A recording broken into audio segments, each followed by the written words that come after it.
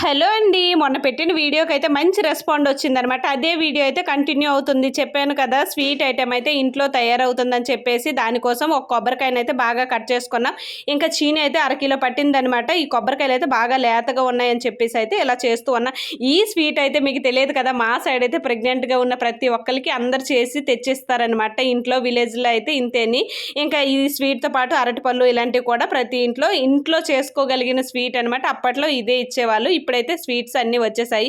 So ఫైనల్గా లేత పాకం అనేది తీసుకోవాలి. తీసిన తర్వాత ఒక ప్లేట్లో అయితే వేసుకుంటే ఇంకా ఇదైతే చీనీ చెక్కి రెడీ అయిపోయింది. మా సైడ్ దీన్ని చీనీ చెక్కి అని అంటారు, ఇంకా కొబ్బరి మిఠాయి అని కూడా అంటారనమాట. చిన్నప్పుడు అయితే వచ్చేదనమాట. ఇదిలోకి ఏవైనా గాజులు మన దగ్గర ఉన్నవి ఏ ఐటమ్స్ ఏవైనా మెటల్ ఇస్తే ఇంకా ఇవైతే ఇచ్చేవాళ్ళు. సో ఇది వీడియో నచ్చిందని అయితే అనుకుంటున్నాను. నచ్చినట్టయితే do like, share and subscribe to my channel. ఫైనల్గా నేను కూడా టేస్ట్ చేస్తానమాట. చాలా బాగా వచ్చింది. మీరు కూడా తప్పకుండా ట్రై చేయండి. So thank you. Bye bye.